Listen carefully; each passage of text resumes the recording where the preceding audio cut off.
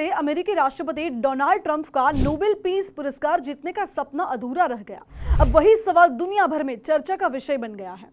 क्या America Venezuela की सत्ता की कमान किसी और को सौंपेगा? नमस्कार, आज के एक्सप्लेनर के साथ मैं हूं मानसी सोनी।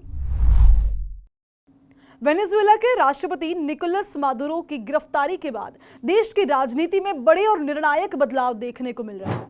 इस पूरे घटनाक्रम के बीच जिस नाम की सबसे ज्यादा चर्चा हो रही है वह है मारिया कोरिना मचाडो। वेनेजुएला की सबसे प्रमुख विपक्षी नेता और देश की आयरन लेडी के रूप में पहचाने जाने वाली मचाडो को साल 2025 में नोबेल पीस पुरस्कार भी मिल चुका है। मारिया कोरिना मचाडो एक उदार विचारधारा की नेता है जो पिछले 2 दशकों से लोकतंत्र, अभिव्यक्ति की स्वतंत्रता और निष्पक्ष चुनावों के लिए संघर्ष कर रही है।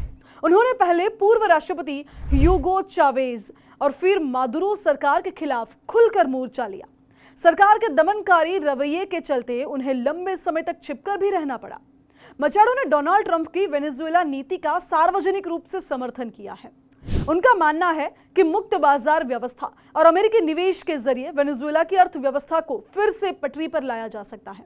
हालांकि ट्रंप प्रशासन की ओर से अब तक यह स्पष्ट नहीं किया गया है कि अमेरिका सत्ता की बागडोर मचाडो को सौंपेगा या नहीं। अमेरिकी राष्ट्रपति डोनाल्ड ट्रंप ने साफ कहा है कि जब तक नई सरकार का गठन नहीं हो जाता तब तक संयुक्त राज्य अमेरिका वेनेजुएला पर शासन करेगा। मचाडो अमेरिकी नीतियों के समर्थन में है और माना जा रहा है कि वह नई सरकार में अहम भूमिका भी निभा सकती है। हालांकि उन्होंने स्वयं राष्ट्रपति पद के लिए गोंजालेस का नाम आगे बढ़ाया है। आपको बता दें कि मारिया कोरिना मचाडो को साल 2025 में नोबेल पीस पुरस्कार दिया गया था, जिससे सुरक्षा कारणों के चलते उनकी पुत्री ने स्वीकार किया।